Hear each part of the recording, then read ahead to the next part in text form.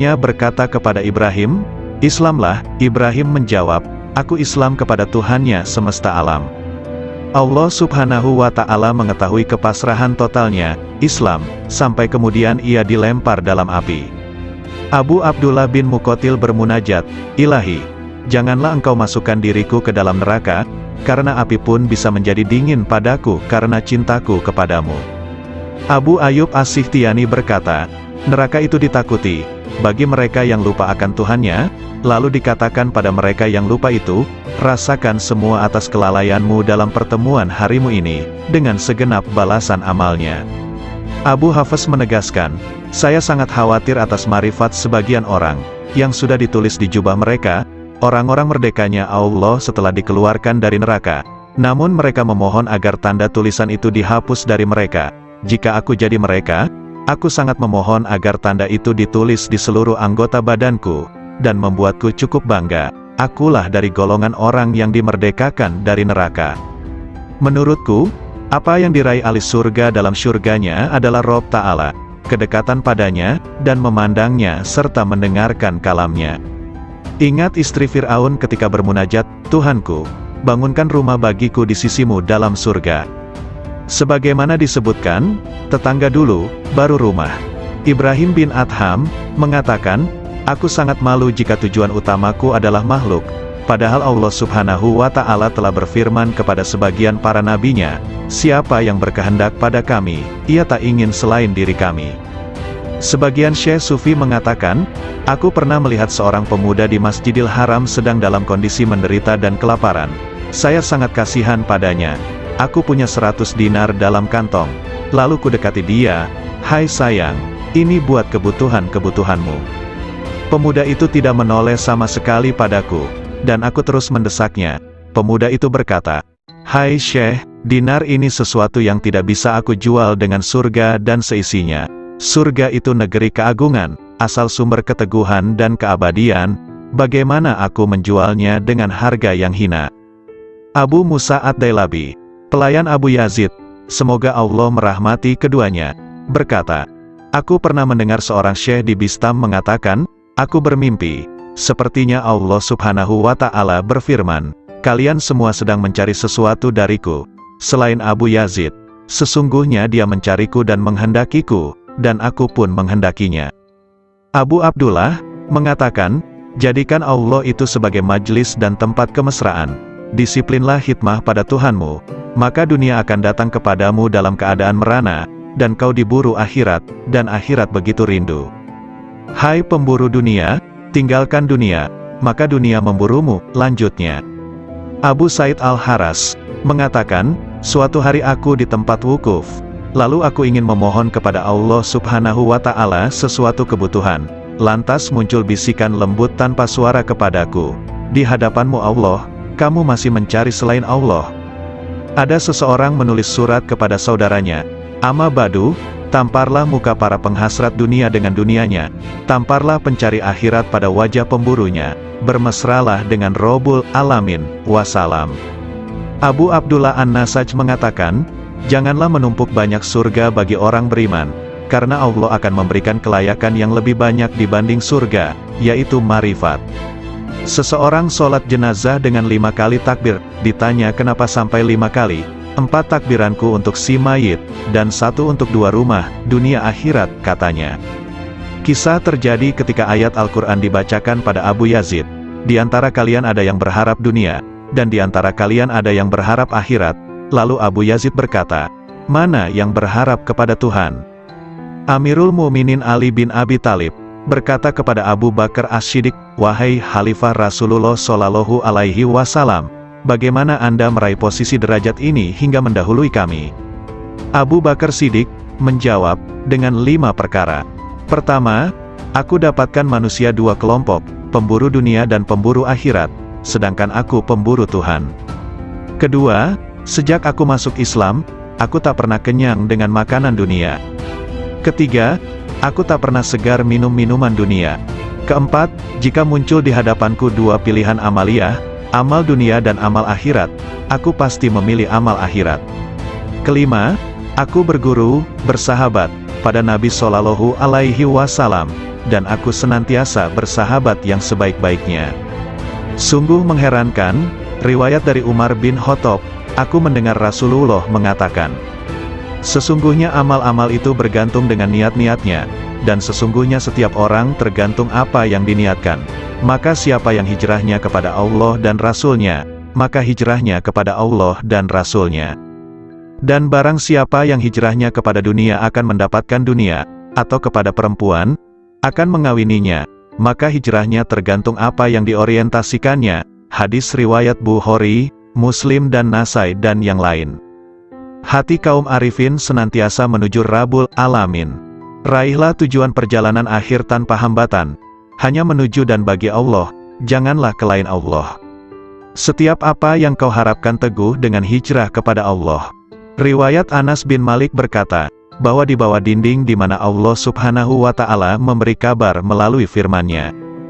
Dan di bawahnya ada perbendaharaan bagi keduanya, adalah lembaran dari emas, dan emas itu ada tulisan di dalamnya, Bismillahirrohmanirrohim. Aku heran kepada orang yang meyakini kematian, bagaimana ia bisa gembira.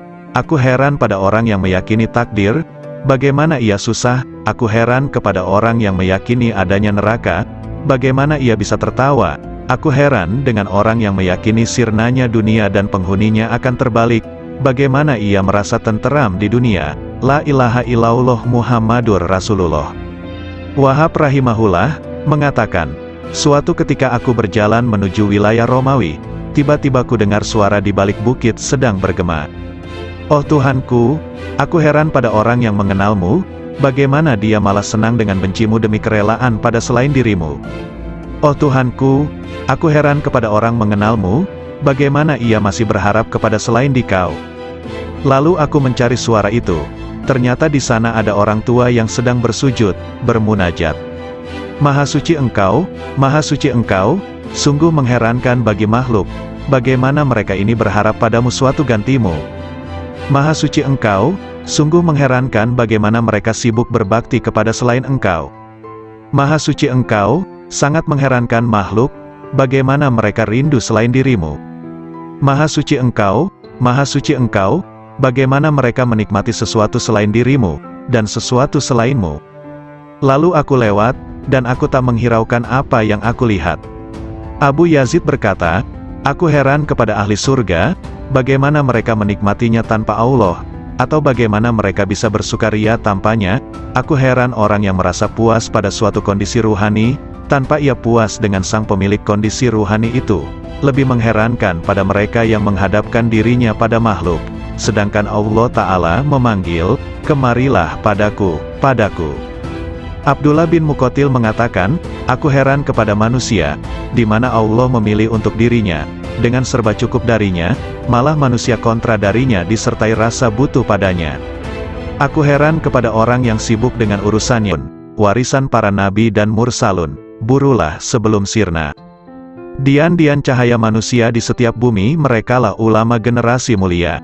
Ilmunya memancarkan cahaya di setiap lembah bagai purnama yang membias tanpa awan. Jalan istiqomah diriwayatkan oleh Ummu Habibah. Ia berkata, bahwa Rasulullah Shallallahu Alaihi Wasallam bersabda, tak seorang pun hamba yang muslim, sholat lillahi ta'ala setiap hari 12 rakaat, sholat sunnah, bukan sholat fardu, kecuali Allah membangunkan rumah di dalam surga. Hadis riwayat Muslim, Abu Dawud, Tirmidzi dan Nasai. Hadis ini memotivasi untuk menegakkan ibadah-ibadah sunnah, karena ibadah sunnah salah satu bentuk takarub kepada Allah Ta'ala, sekaligus menjadi bekal kaum arifun dalam menempuh jalan menuju kepada Allah Subhanahu wa Ta'ala, sekaligus menjadi perilaku kaum yang mengkhususkan, menyendiri, jiwanya di sisi Allah Subhanahu wa Ta'ala. Anak-anak sekalian, ketahuilah, siapa yang hakikat batinnya menyendiri bersama Allah secara total, dan rahasia sirnya benar-benar manunggal, akan terbuka seluruh tirai, segala bukti menjadi nyata, ketika musyahadah pada cahaya al-haq Allah Subhanahu wa Ta'ala. Di sanalah Allah menuangkan minuman dengan gelas cintanya, hingga ia mabuk dari lainnya, segalanya menjadi riang dan ringan, segala diamnya adalah zikir, nafasnya adalah tasbih, kalamnya adalah penyucian, dan tidurnya adalah sholat, doa. Sang hamba senantiasa menaiki kendaraan marifat, hingga bertemu yang dimarifati. Bila sudah bertemu, ia abadi selamanya bersamanya, tidak berpaling ke lainnya. Kolbu itu ibarat istana, dan marifat adalah rajanya, akal adalah menterinya yang punya departemen dan instrumen, lisan sebagai penerjemah, sedangkan rahasia batinnya dari Khazanah Ar-Rahman, masing-masing konsisten dengan posisinya, sedangkan arah seluruhnya adalah istiqomahnya sir bersama Allah Subhanahu wa Ta'ala. Bila sir istiqomah, maka marifat menjadi istiqomah, lalu akal menjadi lurus. Bila akal konsisten, kolbu akan konsisten. Bila kolbu konsisten, jiwa akan konsisten. Bila nafsu konsisten, dalam pengendalian, perilaku batin akan konsisten. Sir dicahayai oleh sifat jamal dan jalalnya. Akal dicahayai oleh cahaya kesadaran dan renungan pelajaran. Kolbu dicahayai oleh cahaya rasa takut dan cinta disertai kontemplasi fikiran. Nafsu dicahayai dengan cahaya olah jiwa dan pengekangan. Sir adalah lautan dari samudera anugerah pemberiannya, dan gelombangnya tak terhingga, tiada henti pula. Jika sir konsisten bersama Allah Subhanahu wa Ta'ala, maka senantiasa akan abadi dalam musyahadah, dan sirna dari penglihatan pada istiqomahnya. Perlu diketahui bahwa jalan istiqomah, konsistensi itu laksana tenda agung dari jalan akhirat, dan berjalan di tepinya lebih sulit dibanding jalan di tepian akhirat. Alam rahasia bisa menjadi tipu daya, karena Allah Subhanahu wa Ta'ala tidak suka pada hati hamba yang masih ada cinta pada yang lain selain Dia. Mereka tidak ingin sesuatu dari Allah kecuali Allah. Dalam sebagian kitabnya Allah Ta'ala berfirman, bila yang kesibukan jiwa hambaku lebih kepadaku dibanding yang lain, maka kujadikan nikmat dan hasrat ada dalam mencintaiku, dan aku singkapkan hijab antara diriku dengan dirinya. Ada seseorang sedang masuk dalam tempat Syekh Sari As-Sakati, lantas lelaki itu bertanya, manakah yang bisa mendekatkan pada Allah Ta'ala, hingga sang hamba bisa mendekat kepadanya? Maka As-Sari menangis, lalu berkata, orang seperti Anda ini masih bertanya seperti itu. Yang paling utama cara mendekatkan hamba kepada Allah Subhanahu wa Ta'ala, hendaknya Allah Subhanahu wa Ta'ala muncul di hatimu, dan Anda tidak mau sama sekali pada dunia dan akhirat, kecuali hanya padanya. Ibrahim bin Adham mengatakan, puncak dari hasrat dan citaku dalam hubunganku dengan Allah Ta'ala adalah, hendaknya Dia menjadikan diriku condong terus kepadanya, hingga aku tak memandang apapun selain Dia, dan aku tidak sibuk dengan siapapun selain sibuk dengannya. Aku tak peduli Dia jadikan diriku jadi debu, atau hilang sama sekali. Nabi Ibrahim pernah ditanya, dengan cara apa Anda dapatkan keakraban dengan Allah Ta'ala? Dengan memutuskan diriku hanya kepada Tuhanku, dan pilihanku kepadanya dibanding lainnya, serta aku tidak pernah makan kecuali bersama tamuku. Rabia Al-Basriyah mengatakan, oh Tuhanku, hasratku di dunia dan di akhirat nanti hanya mengingatmu, dan hasratku di akhirat dari akhirat hanya memandangmu, maka lakukanlah antara keduanya sekehendakmu. Abu Yazid Al-Bistami menegaskan, rahasia batinku naik menuju Allah Subhanahu wa Ta'ala, lalu terbang dengan sayap marifat dengan cahaya kecerdasan di cakrawala wahdaniyah, kemahatunggalannya. Tiba-tiba nafsu menghadapku dan berkata, kemana kau pergi? Akulah nafsumu dan engkau harus bersamaku. Namun rahasia batinku, sir, sama sekali tidak menoleh padanya. Kemudian makhluk-makhluk lain menghadap sirku, mereka bertanya, kemana kau pergi? Kami adalah teman dan tempat curhatmu, engkau harus bersama kami, demi solidaritas padamu. Sirku sama sekali tidak menoleh. Lantas surga dengan segenap isinya menghadap sirku. Mereka bertanya, kemana engkau pergi? Engkau itu bagiku dan engkau harus di sini denganku. Maka sirku sama sekali tidak berpaling, lalu anugerah dan pemberian menghadapku, begitu juga karomah-karomah, hingga melewati kerajaannya, sampai pada kemah Fardaniyah, ketunggalannya, lantas melampaui universalitas dan keakuan, hingga sirku sampai di hadapan Allah Subhanahu wa Ta'ala. Dialah yang kucari. Allah Subhanahu wa Ta'ala berfirman kepada Nabi Musa, wahai Musa, sesungguhnya orang yang menjumpaiku pasti tidak akan kembali dariku, dan tidak akan kembali kecuali dari jalan lurusku.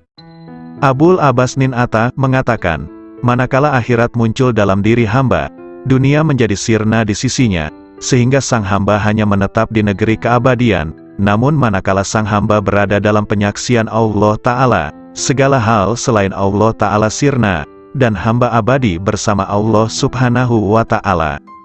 Ada lelaki di hadapan Abu Yazid, berkata, "Ada informasi sampai kepadaku bahwa engkau punya Ismul Azam, sangat senang jika engkau mengajariku." Abu Yazid menjawab, "Nama Allah itu tidak terbatas, namun kosongkan hatimu hanya bagi kemahaesaannya, meninggalkan berpaling pada selain Allah Ta'ala. Jika Anda bisa demikian, raihlah ism, nama, manapun yang kau kehendaki, maka dengan ism itu Anda bisa pergi dari timur hingga barat, dalam sekejap dan Anda telah kembali." Zunnun al-Misri mengatakan, "Ketika aku naik haji, tiba-tiba ada anak muda mengatakan, 'Oh Tuhanku, aku telah mengumpulkan tebusanmu, dan engkau maha tahu, lalu apa yang engkau berlakukan pada mereka?' Lalu ku dengar suara, 'Tebusanku banyak, dan yang mencariku sedikit.'" Sebagian sufi ditanya, "Seberapakah antara Allah Subhanahu wa Ta'ala dan hambanya?" 4 langkah saja, 1 langkah meninggalkan dunia, 1 langkah meninggalkan makhluk, 1 langkah meninggalkan nafsu, dan 1 langkah meninggalkan akhirat, maka sang hamba sudah di hadapan Allah Subhanahu wa Ta'ala. Jawabnya, Sari berkata, "Siapa yang bangkit untuk taat kepada Allah Ta'ala tanpa ada yang lain, Allah akan memberi minuman dari mata air cinta darinya, dan dihantar menuju tempat yang benar." Sayyidina Ali karramallahu wajhah mengatakan, "Orang arif manakala keluar dari dunia tak ada pemandu maupun penyaksi di hari kiamat, tidak ada malaikat Ridwan di surga, juga tidak ada malaikat Malik di neraka." Beliau ditanya, "Lalu di mana sang arif dijumpai?" Di hadapan Allah yang Maha Diraja, di tempat yang benar. Ketika mereka bangkit dari kuburnya, mereka tidak bertanya-tanya, "Mana keluarga dan anakku? Mana Jibril dan Mikail? Mana surga dan pahala?" Namun justru berkata, "Manakah kekasihku dan kemesraan hatiku?"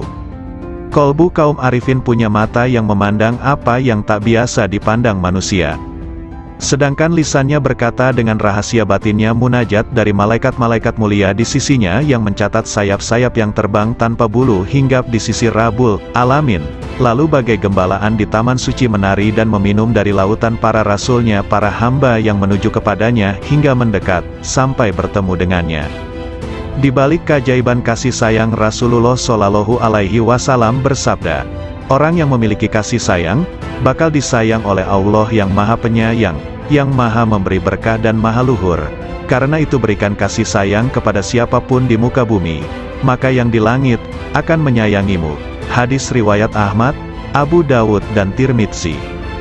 Dalam hadis yang mulia ini ada keajaiban yang luar biasa dari ilmu-ilmu dan rahasia Allah, di mana Al-Mustafa Nabi Muhammad Shallallahu Alaihi Wasallam memerintahkan adanya cinta dan kasih sayang terhadap semua makhluk di muka bumi, agar kasih sayang dari malaikat luhur di langit melimpah pula.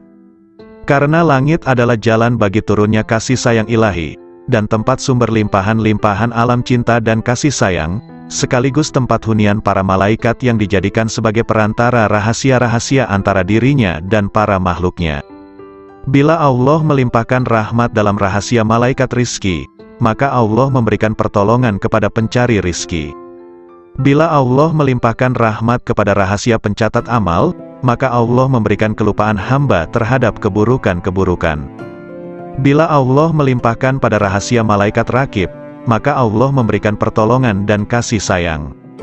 Kasih sayang adalah perilaku jiwa kaum arifin dan sekaligus menjadi miraj kalbunya menuju Tuhannya. Sedangkan hamba-hamba Allah yang arifin tadi merupakan pantulan manifestasi rahmat Tuhan semesta alam bagi para makhluknya, dan Dia adalah Maha Suci nan Maha Cinta dan Kasih. Anak-anak sekalian, bila kalian mewujudkan sifat kasih sayang kepada sesama makhluk, Anda pasti dirahmati. Jika Anda bermajlis dengan kaum arifin, pasti Anda sukses jiwamu. Jika Anda bertanya pada kaum yang penuh hikmah Rabbaniyah, pasti Anda mendapatkan pengetahuan. Segala sesuatu itu ada kuncinya. Kunci ilmu itu bertanya. Jika tidak tahu, jika Anda bisa hendaklah bermajlis dengan kaum arifin, yang bisa Anda gali pengetahuan mereka dan hakikat rumusnya, kelembutan isyaratnya, maka sungguh Anda meraih keuntungan. Karena yang paling mulia di antara para ulama adalah ulama Robbaniyun, yang sangat agung dibanding siapapun di muka bumi selain Allah. Karena mereka ini adalah kekasih-kekasih Allah dan pengemban amanah rahasianya. Maka jagalah kehormatan mereka, gerakkan intuisi mereka dengan bertanya yang baik. Karena gejolak ombak dari intuisi kaum arifin itu tidak akan pernah sirna keajaibannya. Maka cukuplah disebut tolol bagi seseorang yang tidak mau belajar pada mereka, meraih limpahan dari kemampuan mereka. Padahal Allah Subhanahu wa Ta'ala telah berfirman, "Bertanyalah kepada ahli zikir manakala kalian tidak tahu." Nabi Shallallahu Alaihi Wasallam juga bersabda, "Bermajlislah dengan orang-orang yang berjiwa besar dan bertanyalah kepada para ulama dan bergaulah dengan para ahli hikmah ilahiyah." Adab pencari ilmu. Zunnun al-Misri berkata, "Ada seorang tokoh di Maroko diceritakan sifat-sifatnya padaku, hingga akhirnya aku menempuh perjalanan ke sana. Selama 40 hari aku diam di sana. Namun aku tidak mendapatkan pengetahuan apa-apa. Saya tahu tokoh itu sangat sibuk dengan Tuhannya, padahal aku pun juga tidak pernah sedikit pun mengurangi rasa hormatku. Suatu hari ia melihatku." "Dari mana seorang pengembara ini?" tanyanya. "Aku ceritakan perjalananku dan sebagian kondisi jiwaku." "Apa yang membuat Anda kemari?" "Saya ingin menggali ilmu Anda," kataku. "Takwalah kepada Allah dan pasrahlah kepadanya, karena Dia adalah yang maha memelihara dan maha terpuji," katanya kemudian diam begitu lama. "Mohon ditambah lagi bagiku. Semoga Allah merahmatimu. Saya ini orang yang sangat asing, dan datang dari negeri yang jauh. Aku ingin bertanya banyak hal yang bergolak di batinku." "Anda ini pelajar, seorang ulama atau peneliti?" tanyanya padaku. "Saya ini pelajar yang sangat butuh pengetahuan." "Nah, Anda sebaiknya tetap di posisi Anda sebagai pelajar. Jagalah adab dan jangan melampaui batas. Sebab jika Anda melampaui batas adab tadi malah rusak manfaatnya." Para cendekiawan itu dari kalangan para ulama, sedangkan para arifun itu dari kaum sufi yang menempuh jalan kebenaran dan menempuh segala jerih payah kesusahan. Mereka pergi dengan kebajikan dunia akhirat. Semoga Allah memberikan rahmat padamu. "Kapankah seorang hamba sampai pada tahap yang Anda ungkapkan sifatnya itu?" tanyaku lagi. "Jika ia telah keluarkan hatinya dari sebab akibat duniawi." "Kapan seorang hamba bisa demikian?" "Jika ia telah keluar dari merasa bisa berdaya dan berupaya." "Apakah pangkal akhir seorang arif itu?" "Jika semuanya seperti tiada ketika semuanya ada." "Kapan sampai pada martabat sidikin?" "Jika sudah mengenal dirinya." "Kapan mengenal dirinya?" "Jika telah tenggelam di lautan anugerah, dan keluar dari tempat keegoannya dan berpijak pada langkah keluhuran." "Kapan sampai pada sifat-sifat itu?" "Bila ia duduk di kapal ketunggalan." "Apa kapal ketunggalan itu?" "Menegakkan ubudiyah yang benar." "Lalu kebenaran ubudiyah itu yang bagaimana?" "Beramal hanya bagi Allah Ta'ala, dan ridho terhadap ketentuan Allah." "Kalau begitu berilah aku wasiat kepadamu, agar terus bersama Allah." Lagi, cukup Abdul Wahid bin Zaid mengisahkan, "Suatu hari aku bertemu dengan seseorang ketika di perjalananku, ia memakai baju dari bulu. Aku ucapkan salam padanya. 'Semoga Allah merahmatimu, aku ingin bertanya suatu hal.'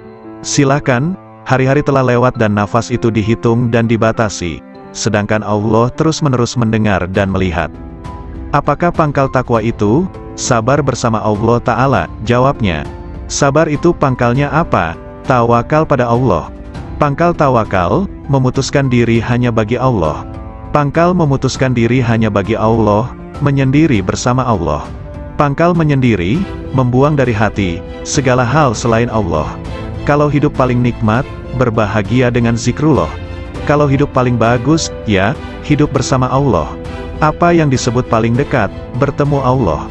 Apa yang paling membuat hati lapar, pisah dengan Allah. Apa sesungguhnya cita-cita sang arif, bertemu Allah. Kalau tanda-tanda pecinta Allah itu, mencintai zikrullah. Apakah mesra berbahagia dengan Allah itu, meneguhkan rahasia jiwa bersama Allah. Apakah pangkal kepasrahan diri itu, menyerahkan diri total terhadap perintah Allah. Lalu pangkal menyerahkan diri total, mengingat pertanggungjawaban di hadapan Allah. Apakah kegembiraan paling agung, husnuzon kepada Allah? Kalau manusia paling agung, manusia yang merasa puas jiwanya pada Allah. Lalu siapa manusia paling kuat? Orang yang meraih kekuatan bersama Allah. Kalau orang yang bangkrut itu siapa? Orang yang rela pada selain Allah. Apakah kehilangan harga diri itu, bila menanjak jiwanya tanpa bersama Allah? Kapan seorang hamba terjauhkan dari Allah? Bila ia tertutup dari Allah. Kapan seseorang itu tertutup dari Allah? Bila di hatinya masih ada hasrat selain Allah. Siapakah orang yang alpa itu? Siapapun yang menghabiskan umurnya tanpa disertai ketaatan pada Allah. Apakah zuhud di dunia itu? Meninggalkan segala hal yang menyibukkan hatinya dari Allah. Siapakah orang yang menghadap Allah? Ya, siapapun yang menghadap pada Allah. Lalu siapa yang lari dari Allah? Siapapun yang lari dari Allah. Apakah kolbun salim itu? Kolbu yang di dalamnya tidak ada lagi selain Allah. Tolong beritahu aku, dari mana Anda makan? Dari kekayaan Allah. Apa sih yang Anda sukai? Apapun yang ditentukan Allah padaku. Kalau begitu beri aku wasiat, lakukan taat kepada Allah dan ridolah kepada ketentuannya, bersenanglah dengan zikrullah, maka kalian akan jadi pilihan Allah. Orang yang mengenal Allah tidak akan maksiat. Suatu hari dalam perjalananku, kata Zunnun al-Misri, aku bertemu dengan orang tua, yang di wajahnya ada tanda sebagai kaum arifin. Semoga Allah merahmati Anda. Manakah jalan menuju Allah? Tanyaku padanya. Kalau Anda mengenalnya pasti Anda tahu jalan menuju padanya. Apakah seseorang bisa beribadah kepadanya tanpa mengenalnya? Apakah orang yang mengenalnya itu maksiat padanya? Jawabnya, bukankah Adam? Itu maksiat padanya dengan keparipurnaan marifatnya. Maka dia lupa, dan kami tidak menemukan baginya tekad. Sudahlah, kita jangan berdebat. Bukankah perbedaan ulama itu rahmat? Memang, kecuali dalam soal konsentrasi tauhid. Konsentrasi tauhid yang bagaimana? Menghilangkan pandangan selain Allah karena kemahatunggalannya. Apakah orang arif itu gembira? Apakah orang arif itu gelisah? Katanya balik bertanya.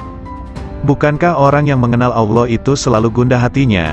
Tidak, bahkan orang yang mengenal Allah kegundahan hatinya sirna. Apakah dunia bisa merubah hati orang arifin? Apakah akhirat bisa mengubah hatinya? Katanya lebih tajam. Bukankah orang arif itu sangat menghindari makhluk? Nauzubillah, sang arif tidak pernah gentar dengan makhluk.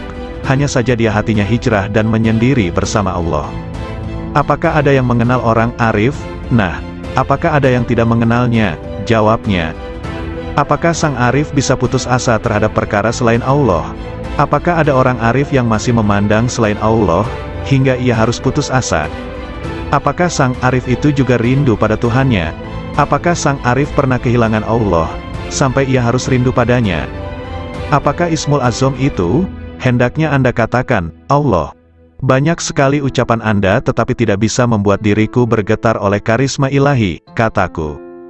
Karena Anda berkata dari dorongan dirimu, bukan dari dorongan ilahi. Nasihati diriku, sudah cukup banyak nasihat bagimu, yang penting Anda tahu bahwa dia melihatmu. Lalu aku meninggalkan orang itu. Namun begitu bangkit aku bertanya lagi. Apa yang ingin kau perintahkan padaku? Cukuplah dirimu melihat dirimu dalam seluruh tingkah laku jiwamu. Asteris Yahya bin Mu'az, rahimahullah ta'ala, ditanya. Apakah tanda hati yang benar itu? Hati yang istirahat dari kesusahan dunia, jawabnya. Kalau konsumsi hati, zikir yang hidup, tak pernah mati. Lalu kehendak yang benar itu seperti apa? Meninggalkan kebiasaan-kebiasaan manusiawi. Makna rindu, terus-menerus fokus pada yang di atas. Kapan perkara hamba Allah tuntas? Jika tenteram bersama Allah tanpa hasrat. Kalau tanda-tanda seorang penempuh, tandanya ia tidak sibuk, hatinya, dengan urusan makhluk. Lalu pangkal hidayah itu apa? Ketakwaan yang benar. Apa yang disebut dengan kenikmatan? Berserasi dengan Allah. Siapa yang disebut sebagai orang asing? Dan kau diburu akhirat, dan akhirat begitu rindu. Hai pemburu dunia, tinggalkan dunia, maka dunia memburumu, lanjutnya. Abu Said Al-Haras mengatakan, suatu hari aku di tempat wukuf, lalu aku ingin memohon kepada Allah Subhanahu wa Ta'ala sesuatu kebutuhan. Lantas muncul bisikan lembut tanpa suara kepadaku, di hadapanmu Allah, kamu masih mencari selain Allah. Ada seseorang menulis surat kepada saudaranya.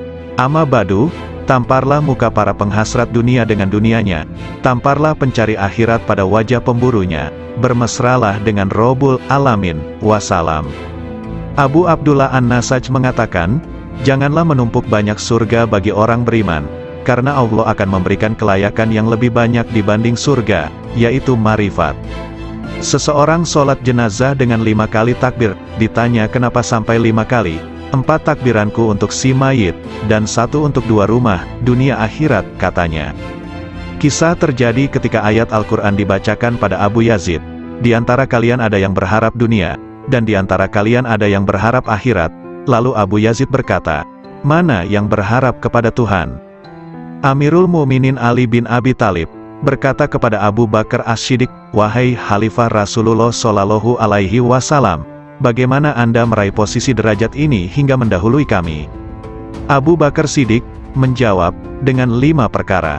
Pertama, aku dapatkan manusia 2 kelompok, pemburu dunia dan pemburu akhirat, sedangkan aku pemburu Tuhan. Kedua, sejak aku masuk Islam, aku tak pernah kenyang dengan makanan dunia. Ketiga, aku tak pernah segar minum minuman dunia. Keempat, jika muncul di hadapanku 2 pilihan amaliyah, amal dunia dan amal akhirat, aku pasti memilih amal akhirat. Kelima, aku berguru, bersahabat, pada Nabi Shallallahu Alaihi Wasallam, dan aku senantiasa bersahabat yang sebaik-baiknya. Sungguh mengherankan, riwayat dari Umar bin Khattab, aku mendengar Rasulullah mengatakan, sesungguhnya amal-amal itu bergantung dengan niat-niatnya, dan sesungguhnya setiap orang tergantung apa yang diniatkan. Maka siapa yang hijrahnya kepada Allah dan Rasul-Nya, maka hijrahnya kepada Allah dan Rasul-Nya. Dan barang siapa yang hijrahnya kepada dunia akan mendapatkan dunia, atau kepada perempuan, akan mengawininya, maka hijrahnya tergantung apa yang diorientasikannya. Hadis riwayat Bukhari, Muslim dan Nasai dan yang lain. Hati kaum arifin senantiasa menuju Rabbul Alamin. Raihlah tujuan perjalanan akhir tanpa hambatan, hanya menuju dan bagi Allah, janganlah ke lain Allah. Setiap apa yang kau harapkan teguh dengan hijrah kepada Allah. Riwayat Anas bin Malik berkata, bahwa di bawah dinding di mana Allah Subhanahu wa Ta'ala memberi kabar melalui firman-Nya. Dan di bawahnya ada perbendaharaan bagi keduanya, adalah lembaran dari emas, dan emas itu ada tulisan di dalamnya, Bismillahirrohmanirrohim. Aku heran kepada orang yang meyakini kematian, bagaimana ia bisa gembira. Aku heran pada orang yang meyakini takdir, bagaimana ia susah. Aku heran kepada orang yang meyakini adanya neraka, bagaimana ia bisa tertawa. Aku heran dengan orang yang meyakini sirnanya dunia dan penghuninya akan terbalik, bagaimana ia merasa tenteram di dunia. La ilaha illallah Muhammadur Rasulullah. Wahab rahimahullah mengatakan, suatu ketika aku berjalan menuju wilayah Romawi, tiba-tiba ku dengar suara di balik bukit sedang bergema. Oh Tuhanku, aku heran pada orang yang mengenalmu, bagaimana dia malah senang dengan bencimu demi kerelaan pada selain dirimu. Oh Tuhanku, aku heran kepada orang mengenalmu, bagaimana ia masih berharap kepada selain dikau. Lalu aku mencari suara itu. Ternyata di sana ada orang tua yang sedang bersujud, bermunajat. Maha suci Engkau, sungguh mengherankan bagi makhluk, bagaimana mereka ini berharap padamu suatu gantimu. Maha suci Engkau, sungguh mengherankan bagaimana mereka sibuk berbakti kepada selain Engkau. Maha suci Engkau, sangat mengherankan makhluk, bagaimana mereka rindu selain dirimu. Maha suci Engkau, bagaimana mereka menikmati sesuatu selain dirimu, dan sesuatu selainmu. Lalu aku lewat, dan aku tak menghiraukan apa yang aku lihat. Abu Yazid berkata, aku heran kepada ahli surga, bagaimana mereka menikmatinya tanpa Allah, atau bagaimana mereka bisa bersukaria tanpanya. Aku heran orang yang merasa puas pada suatu kondisi ruhani, tanpa ia puas dengan sang pemilik kondisi ruhani itu. Lebih mengherankan pada mereka yang menghadapkan dirinya pada makhluk, sedangkan Allah Ta'ala memanggil, kemarilah padaku, padaku. Abdullah bin Muqatil mengatakan, aku heran kepada manusia, di mana Allah memilih untuk dirinya, dengan serba cukup darinya, malah manusia kontra darinya disertai rasa butuh padanya. Aku heran kepada orang yang sibuk dengan urusannya, padahal urusannya sudah selesai. Aku heran kepada orang yang memerintahkan orang lain sedang ia sendiri tidak mengerjakan. Ia marah pada orang lain sedang ia sendiri melanggar. Ia benci untuk maksiat sedangkan ia melakukannya. Ia senang untuk ditaati sedangkan ia tidak taat pada Tuhannya. Ia mencaci yang lain dengan prasangka, sedangkan ia tak pernah mencaci dirinya dengan yakin. Hatim al-Asham mengatakan, Aku heran kepada orang yang malu pada makhluk. Bagaimana ia tidak malu kepada Allah? Aku heran kepada orang yang mencari ridho makhluk sedangkan ia tidak mencari ridho Tuhan. Aku heran kepada orang yang mencintai ahli ibadah, sedangkan ia menuju maksiat. Aku heran kepada orang yang mengenal keagungan Allah, bagaimana ia bisa kontra padanya. Aku heran kepada orang yang makan rizki Tuhannya, bagaimana ia terima kasih kepada selain Allah. Aku heran kepada orang yang membeli budak dengan hartanya, bagaimana ia tidak membeli orang merdeka dengan kebajikannya dan ucapan indahnya. Hunais bin Abdullah berkata, aku heran kepada orang yang malamnya bangun, siangnya puasa, menjauhi larangan-larangannya, namun tidak bisa bertemu dengannya kecuali hanya menangis dan susah belaka. Aku heran kepada orang yang malamnya tidur, siangnya bermain-main, dipenuhi dosa-dosa, sedangkan ia tak akan bertemu dengannya selamanya, malah ia tertawa bergembira. Yahya bin Mu'az berkata, aku heran kepada orang yang menghinakan dirinya untuk si budak, dan ia menemukan dari tuannya apa yang dia mau. Aku heran kepada orang yang konsumsinya roti kering, namun bermaksiat pada Tuhannya yang maha lembut. Aku heran kepada orang yang takut akan kematian dirinya tapi tidak takut kepada kematian hatinya, yang takut akan kehilangan dunianya, bagaimana ia tidak takut kehilangan agamanya. Seorang sufi berdendang, Ilahi, aku heran darimu dan dariku. Apakah kau mensirnakan diriku olehmu dariku engkau dekatkan aku darimu hingga. Kuduga sesungguhnya engkau adalah aku. Yahya bin Mu'az bermunajat. Oh Ilahi, mengingat surga berarti kematian. Mengingat neraka berarti kematian. Sungguh mengherankan orang yang hidup di antara dua kematian. Soal surga ia tidak sabar, dan soal neraka ia tidak sabar atas siksanya. Dikatakan, mengingat wusyul adalah kematian. Mengingat pisah adalah kematian. Bagaimana hati hidup di antara dua kematian? Kematian orang yang marifat itu sangat mengherankan, karena sang arif berada di antara kegembiraan marifat dan ketakutan pisah dengan Allah Ta'ala. Bagaimana kematian berserasi dengan kesenangan marifat, atau bagaimana kehidupan disertai ketakutan pisah? Aku heran kepada orang yang berkata, aku mengingat Tuhanku. Adakah bisa lupa? Lalu aku mengingat yang kulupa, aku mati jika mengingatmu, kemudian hidup jika bukan karena air wusyulmu, aku tak pernah hidup lalu kau hidupkan dengan harapan, lalu aku mati oleh kerinduan. Seberapa banyak aku hidup padamu dan berapa aku mati, ku teguk air cinta, piala demi piala, tak habis-habismu minuman, tak puas-puasnya. Sungguh heran, perkaraku jadi aneh di setiap lorong keanehan, lalu aku jadi heran di setiap lorong keheranan. Assalamualaikum warahmatullahi wabarakatuh. Segala puji bagi Allah, Tuhan seru sekalian alam. Kali ini akan dibacakan artikel yang berjudul Nasihat Nabi Khidir alaihi salam kepada Syekh Malaya atau Sunan Kalijaga. Matahari berbeda dengan bulan, perbedaannya terdapat pada cahaya yang dipancarkannya. Sudahkah hidayah iman terasa dalam dirimu? Tauhid adalah pengetahuan penting untuk menyembah pada Allah. Juga makrifat harus kita miliki untuk mengetahui kejelasan yang terlihat, ya ru'yat, melihat dengan mata telanjang, sebagai saksi adanya yang terlihat dengan nyata. Maka dari itu kita dalami sifat dari Allah, sifat Allah yang sesungguhnya, yang asli dari Allah. Sesungguhnya Allah itu, Allah yang hidup. Segala afalnya, perbuatannya, adalah berasal dari Allah. Itulah yang dimaksud dengan ru'yati. Kalau hidupmu senantiasa kamu gunakan ru'yat, maka itu namanya khairat, kebajikan hidup. Makrifat itu hanya ada di dunia. Jauhar awal khairat, mutiara awal kebajikan hidup, sudah berhasil kau dapatkan. Untuk itu secara tidak langsung kamu sudah mendapatkan pengawasan kamil, penglihatan yang sempurna. Insan kamil, manusia yang sempurna, berasal dari zatullah, zatnya Allah. Sesungguhnya ketentuan gaib yang tersurat, adalah kehendak zat yang sebenarnya. Sifat Allah berasal dari zat Allah. Dinamakan insan kamil kalau mengetahui keberadaan Allah itu. Bila mana tidak tertulis namamu di dalam nuket gaib insan kamil, itu bukan berarti tidak tersurat. Iya, itulah yang dinamakan puji budi, usaha yang terpuji.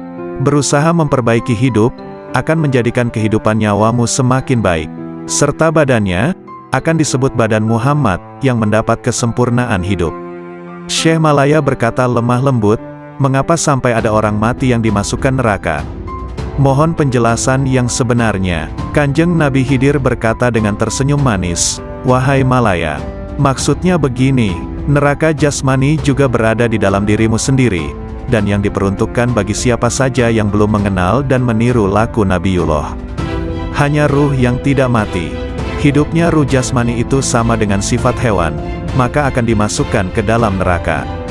Juga yang mengikuti bujuk rayu iblis, atau yang mengikuti nafsu yang merajalela seenaknya tanpa terkendali, tidak mengikuti petunjuk Gusti Allah Subhanahu wa Ta'ala. Mengandalkan ilmu saja, tanpa memperdulikan sesama manusia keturunan Nabi Adam, itu disebut iman tadot. Ketahuilah bahwa umat manusia itu termasuk badan jasmanimu. Pengetahuan tanpa guru itu, ibarat orang menyembah tanpa mengetahui yang disembah. Dapat menjadi kafir tanpa diketahui, karena yang disembah kayu dan batu, tidak mengerti apa hukumnya, itulah kafir yang bakal masuk neraka jahanam.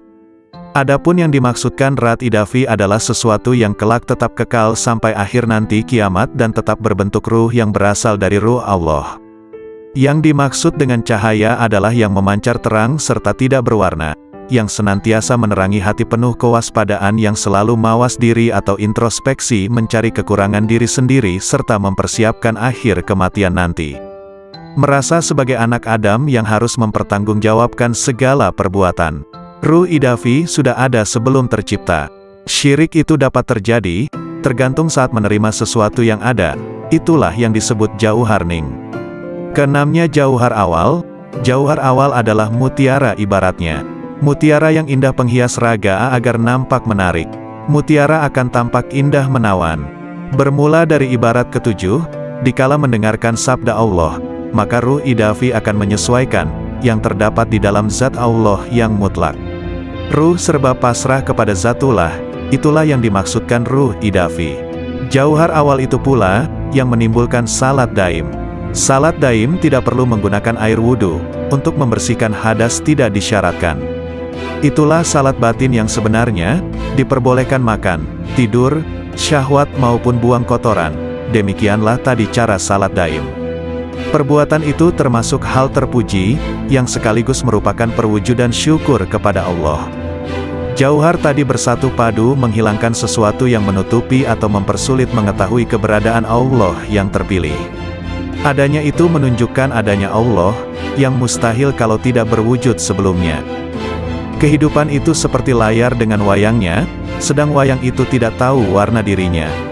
Akibat junub sudah bersatu erat tetap bersih badan jisimmu. Adapun Muhammad badan Allah. Nama Muhammad tidak pernah pisah dengan nama Allah. Bukankah hidayah itu perlu diyakini? Sebagai pengganti Allah, dapat pula disebut utusan Allah. Nabi Muhammad juga termasuk badan mukmin atau orang yang beriman. Ruh mukmin identik pula dengan ruh idafi dalam keyakinanmu. Disebut iman maksum, kalau sudah mendapat ketetapan sebagai panutan jati. Bukankah demikian itu pengetahuanmu? Kalau tidak hidup begitu, berarti itu sama dengan hewan yang tidak tahu adanya sesuatu di masa yang telah lewat. Kelak, karena tidak mengetahui keislaman, maka matinya tersesat, kufur serta kafir badannya. Namun bagi yang telah mendapatkan pelajaran ini, segala permasalahan dipahami lebih seksama baru dikerjakan. Allah itu tidak berjumlah tiga, yang menjadi suri tauladan adalah Nabi Muhammad. Bukankah sebenarnya orang kufur itu mengingkari 4 masalah prinsip? Di antaranya bingung karena tiada pedoman manusia yang dapat diteladani. Kekafiran mendekatkan pada kufur kafir. Fahir dekat dengan kafir. Sebabnya karena kafir itu buta dan tuli, tidak mengerti tentang surga dan neraka. Fahir tidak akan mendekatkan pada Tuhan. Tidak mungkin terwujud pendekatan ini, tidak menyembah dan memuji, karena kekafirannya. Seperti itulah kalau fahir terhadap zatullah. Dan sesungguhnya Gusti Allah mematikan kefahiran manusia, kepastiannya ada di tangan Allah semata-mata. Adapun wujud zatullah itu, tidak ada satu makhluk pun yang mengetahui kecuali Allah sendiri. Ruh idafi menimbulkan iman. Ruh idafi berasal dari Allah yang Maha Esa. Itulah yang disebut iman tauhid. Meyakini adanya Allah juga adanya Muhammad sebagai Rasulullah. Tauhid hidayah yang sudah ada padamu, menyatu dengan Tuhan yang terpilih. Menyatu dengan Gusti Allah, baik di dunia maupun di akhirat. Dan kamu harus menyatu bahwa Gusti Allah itu ada dalam dirimu. Ruh idafi ada di dalam dirimu. Makrifat itu sebutannya, hidupnya disebut syahadat, hidup tunggal di dalam hidup. Sujud ruku sebagai penghiasnya, ruku berarti dekat dengan Tuhan pilihan. Penderitaan yang selalu menyertai menjelang ajal tidak akan terjadi padamu. Jangan takut menghadapi sakaratil maut. Jangan ikut-ikutan takut menjelang pertemuanmu dengan Allah. Perasaan takut itulah yang disebut dengan sekarat. Ruh idafi tidak akan mati. Hidup mati, mati hidup. Akuilah sedalam-dalamnya bahwa keberadaanmu itu terjadi karena Allah itu hidup dan menghidupi dirimu, dan menghidupi segala yang hidup. Sastra alif, huruf alif, harus dimintakan penjelasannya pada guru. Jabar jernya pun harus berani susah payah mendalaminya. Terlebih lagi pengetahuan tentang kafir dan syirik. Sesungguhnya semua itu tidak dapat dijelaskan dengan tepat maksud sesungguhnya. Orang yang menjelaskan syariat itu berarti sudah mendapatkan anugerah sifat Gusti Allah. Sebagai sarana pengabdian hamba kepada Gusti Allah, yang menjalankan salat sesungguhnya raga. Raga yang salat itu terdorong oleh adanya iman yang hidup pada diri orang yang menjalankannya. Seandainya nyawa tidak hidup, maka lem tamsyur, maka tidak akan menolong semua perbuatan yang dijalankan. Secara yang tersurat, salat itu adalah perbuatan dan kehendak orang yang menjalankan, namun sebenarnya Allah lah yang berkehendak atas hambanya. Itulah hakikat dari Tuhan penciptanya. Ruh idafi berada di tangan orang mukmin. Semua ruh berada di tangannya, yaitu terdapat pada ruh idafi. Ruh idafi adalah sifat jamal, sifat yang bagus atau indah, keindahan yang berasal zatullah. Ruh idafi nama sebuah tingkatan, makom, yang tersimpan pada diri utusan Allah, Rasulullah. Syarat jisim latif, jasad halus itu, harus tetap hidup dan tidak boleh mati.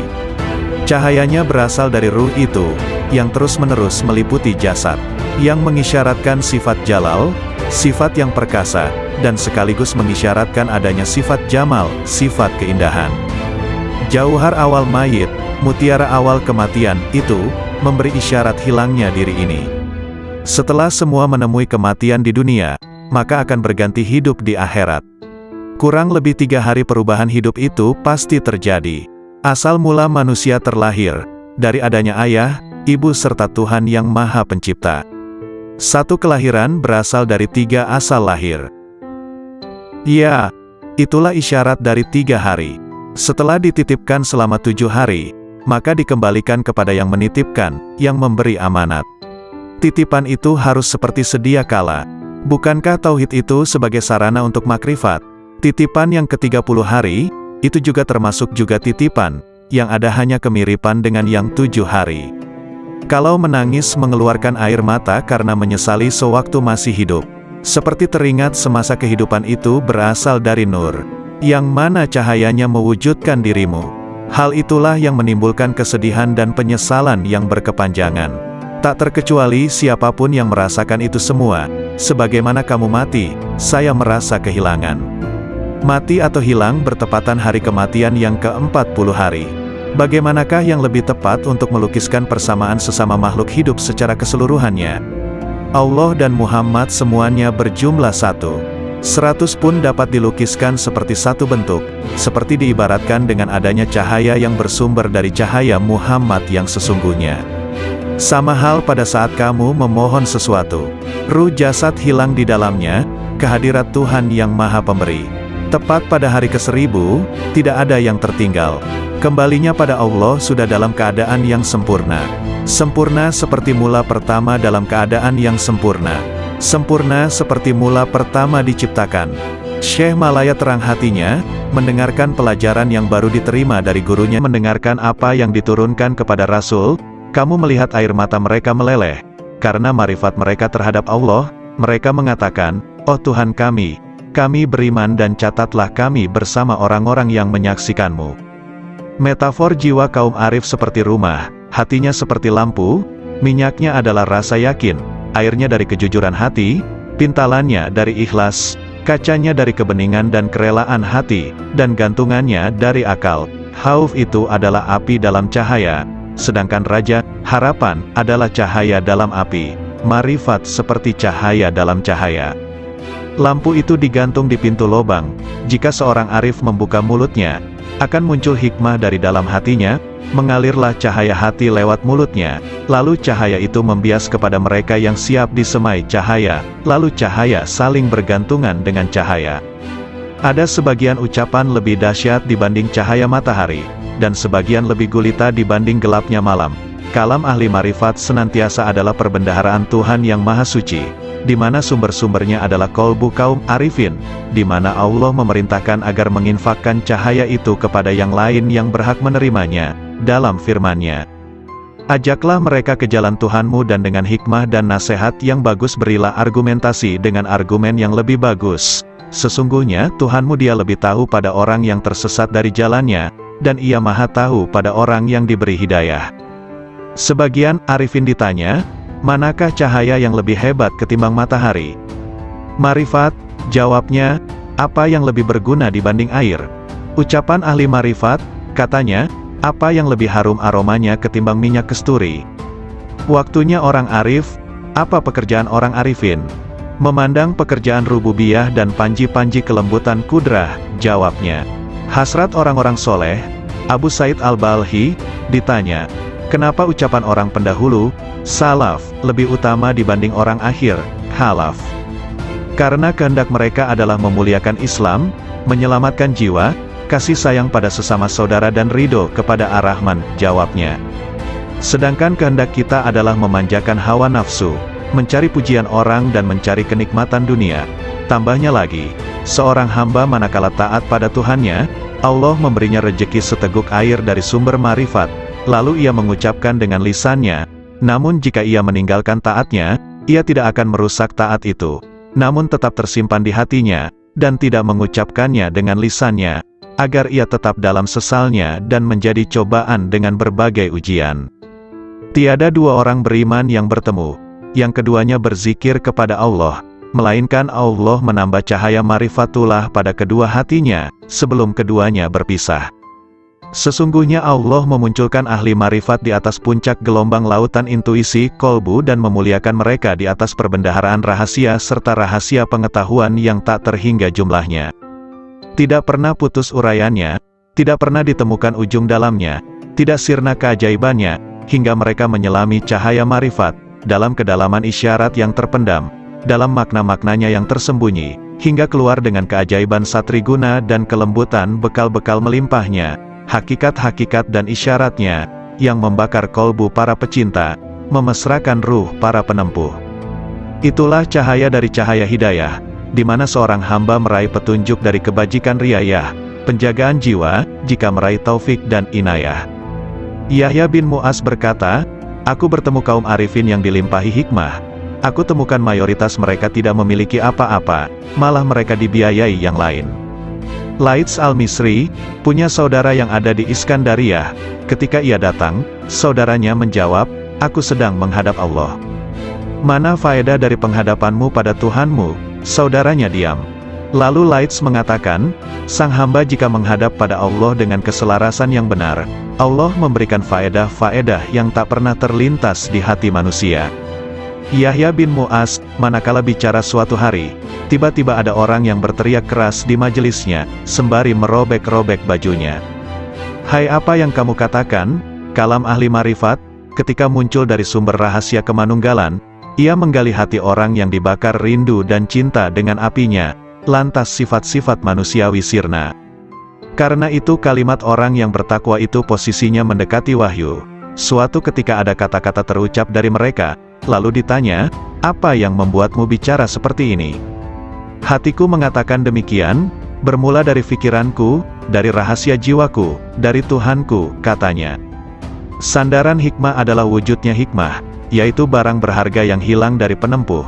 Ketika ditemukan ia ambil, ia tak peduli dari manapun wadahnya, dari manapun diucapkannya, dari hati mana dinukil atau dari dinding mana terukir atau dari kafir mana didengar.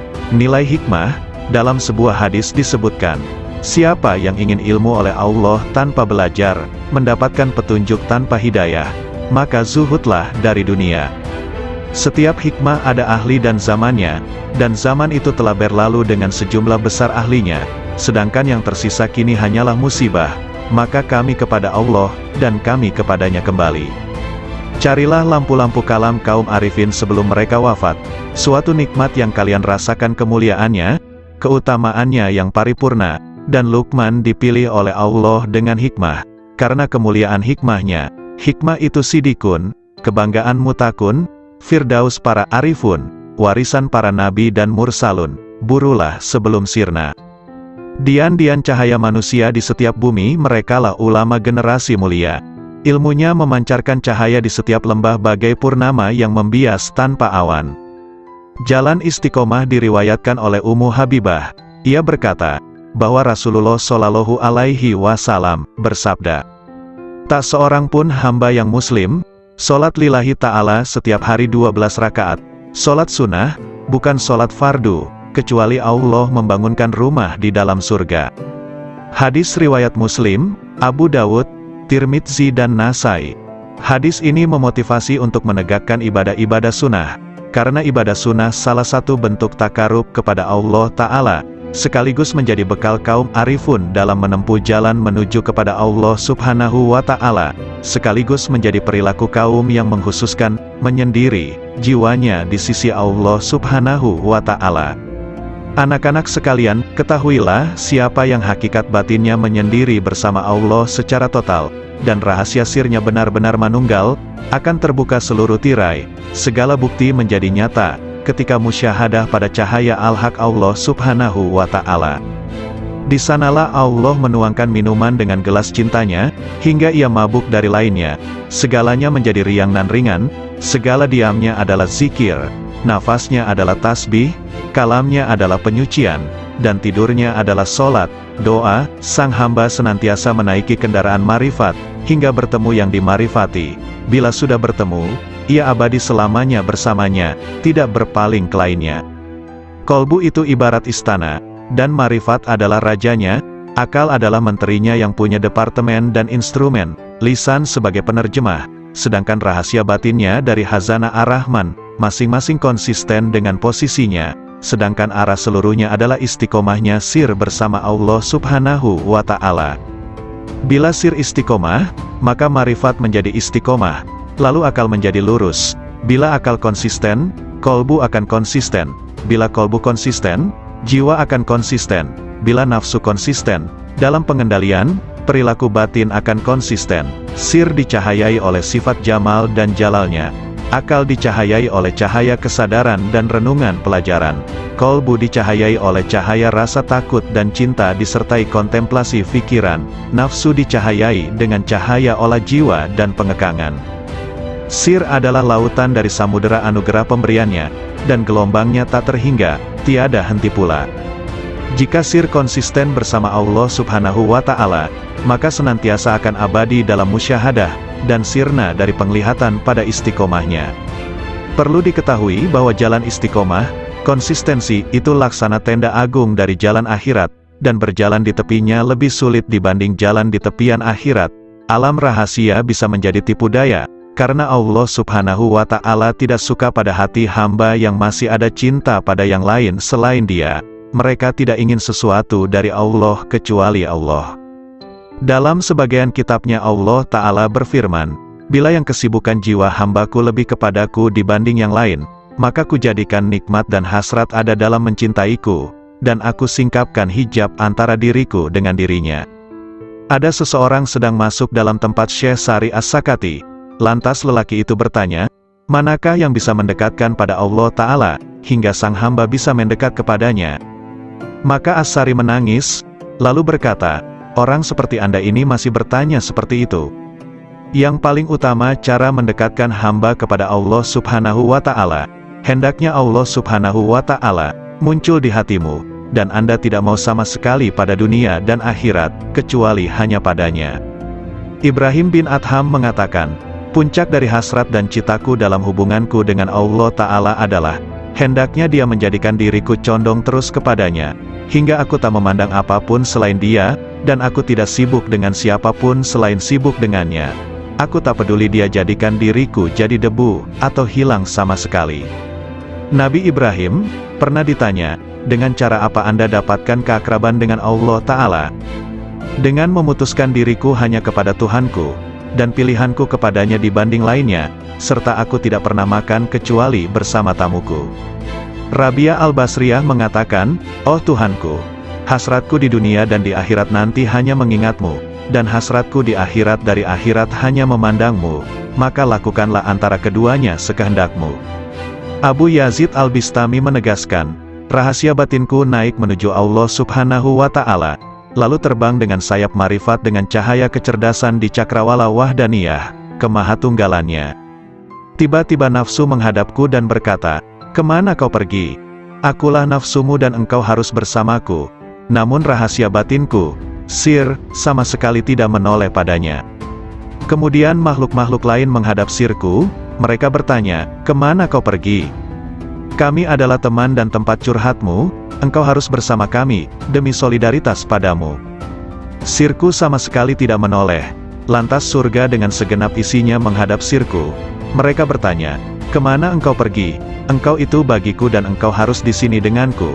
Maka sirku sama sekali tidak berpaling, lalu anugerah dan pemberian menghadapku, begitu juga karomah-karomah, hingga melewati kerajaannya, sampai pada kemah fardaniyah, ketunggalannya, lantas melampaui universalitas dan keakuan, hingga sirku sampai di hadapan Allah Subhanahu wa Ta'ala. Dialah yang kucari.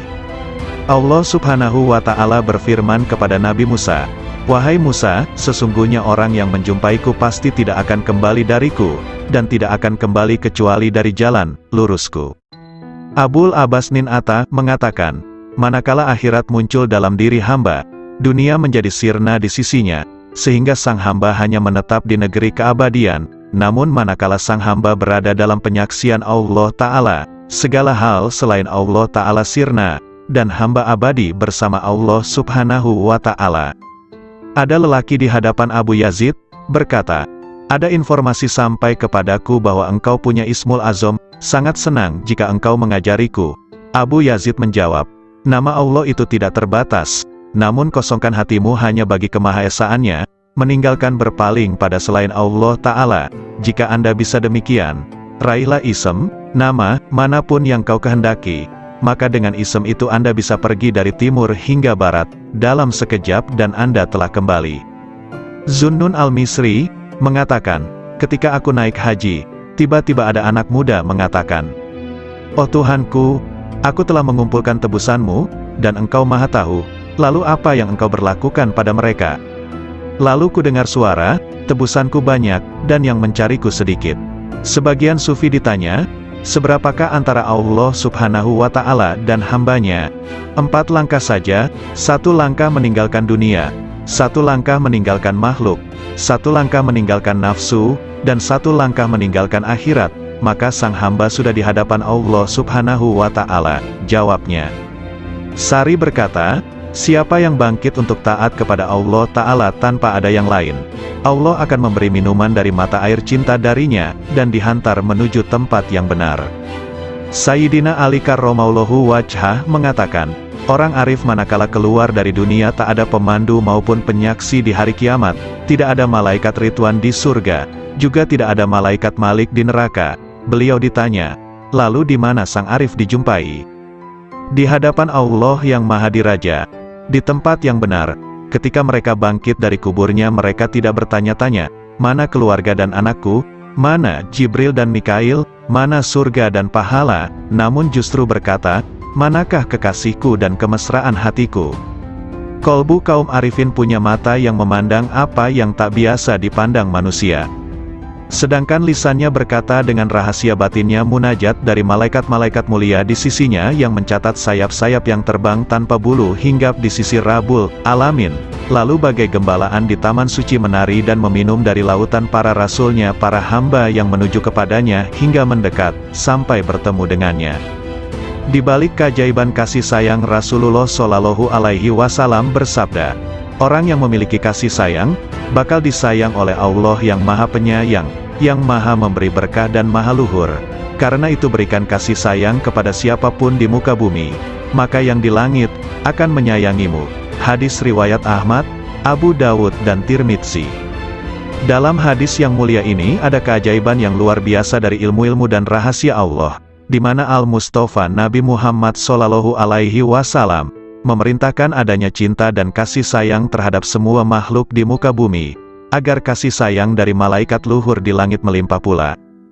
Karena langit adalah jalan bagi turunnya kasih sayang ilahi, dan tempat sumber limpahan-limpahan alam cinta dan kasih sayang, sekaligus tempat hunian para malaikat yang dijadikan sebagai perantara rahasia-rahasia antara dirinya dan para makhluknya.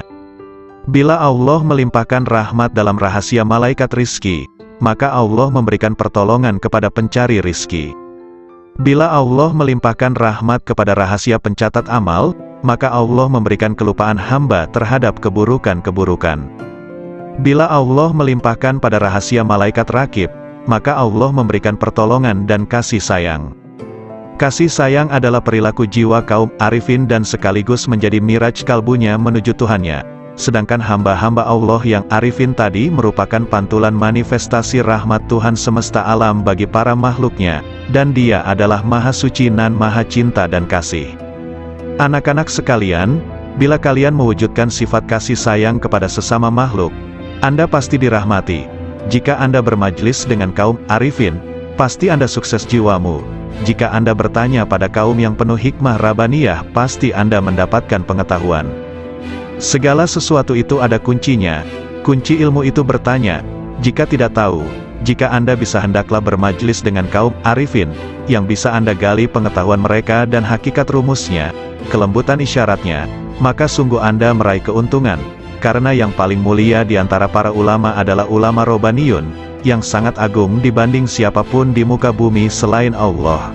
Karena mereka ini adalah kekasih-kekasih Allah dan pengemban amanah rahasianya. Maka jagalah kehormatan mereka, gerakkan intuisi mereka dengan bertanya yang baik. Karena gejolak ombak dari intuisi kaum arifin itu tidak akan pernah sirna keajaibannya. Maka cukuplah disebut tolol bagi seseorang yang tidak mau belajar pada mereka, meraih limpahan dari kemampuan mereka, padahal Allah Subhanahu wa Ta'ala telah berfirman, "Bertanyalah kepada ahli zikir manakala kalian tidak tahu." Nabi Shallallahu Alaihi Wasallam juga bersabda, "Bermajlislah dengan orang-orang yang berjiwa besar dan bertanyalah kepada para ulama dan bergaulah dengan para ahli hikmah ilahiyah." Adab pencari ilmu, Zunnun al-Misri berkata, "Ada seorang tokoh di Maroko diceritakan sifat-sifatnya padaku, hingga akhirnya aku menempuh perjalanan ke sana. Selama 40 hari aku diam di sana, namun aku tidak mendapatkan pengetahuan apa-apa. Saya tahu tokoh itu sangat sibuk dengan Tuhannya, padahal aku pun juga tidak pernah sedikit pun mengurangi rasa hormatku. Suatu hari ia melihatku." "Dari mana seorang pengembara ini?" tanyanya. "Aku ceritakan perjalananku dan sebagian kondisi jiwaku." "Apa yang membuat Anda kemari?" "Saya ingin menggali ilmu Anda," kataku. "Takwalah kepada Allah dan pasrahlah kepadanya, karena Dia adalah yang maha memelihara dan maha terpuji," katanya kemudian diam begitu lama. "Mohon ditambah lagi bagiku, semoga Allah merahmatimu. Saya ini orang yang sangat asing, dan datang dari negeri yang jauh. Aku ingin bertanya banyak hal yang bergolak di batinku." "Anda ini pelajar, seorang ulama atau peneliti?" tanyanya padaku. "Saya ini pelajar yang sangat butuh pengetahuan." "Nah, Anda sebaiknya tetap di posisi Anda sebagai pelajar. Jagalah adab dan jangan melampaui batas. Sebab jika Anda melampaui batas adab tadi malah rusak manfaatnya." Para cendekiawan itu dari kalangan para ulama, sedangkan para arifun itu dari kaum sufi yang menempuh jalan kebenaran dan menempuh segala jerih payah kesusahan. Mereka pergi dengan kebajikan dunia akhirat. Semoga Allah memberikan rahmat padamu. "Kapankah seorang hamba sampai pada tahap yang Anda ungkapkan sifatnya itu?" tanyaku lagi. "Jika ia telah keluarkan hatinya dari sebab akibat duniawi." "Kapan seorang hamba bisa demikian?" "Jika ia telah keluar dari merasa bisa berdaya dan berupaya." "Apakah pangkal akhir seorang arif itu?" "Jika semuanya seperti tiada ketika semuanya ada." "Kapan sampai pada martabat sidikin?" "Jika sudah mengenal dirinya." Hadis disebutkan, siapa yang ingin ilmu oleh Allah tanpa belajar, mendapatkan petunjuk tanpa hidayah, maka zuhudlah dari dunia. Setiap hikmah ada ahli dan zamannya, dan zaman itu telah berlalu dengan sejumlah besar ahlinya, sedangkan yang tersisa kini hanyalah musibah, maka kami kepada Allah, dan kami kepadanya kembali. Carilah lampu-lampu kalam kaum arifin sebelum mereka wafat, suatu nikmat yang kalian rasakan kemuliaannya, keutamaannya yang paripurna, dan Luqman dipilih oleh Allah dengan hikmah, karena kemuliaan hikmahnya. Hikmah itu sidikun, kebanggaan mutakun, firdaus para arifun, warisan para nabi dan mursalun, burulah sebelum sirna. Dian-dian cahaya manusia di setiap bumi, merekalah ulama generasi mulia. Ilmunya memancarkan cahaya di setiap lembah bagai purnama yang membias tanpa awan. Jalan istiqomah diriwayatkan oleh Ummu Habibah. Ia berkata, bahwa Rasulullah Shallallahu Alaihi Wasallam bersabda, tak seorang pun hamba yang muslim, sholat lillahi ta'ala setiap hari 12 rakaat, sholat sunnah, bukan sholat fardu, kecuali Allah membangunkan rumah di dalam surga. Hadis riwayat Muslim, Abu Dawud, Tirmidzi dan Nasai. Hadis ini memotivasi untuk menegakkan ibadah-ibadah sunnah, karena ibadah sunnah salah satu bentuk takarub kepada Allah Ta'ala, sekaligus menjadi bekal kaum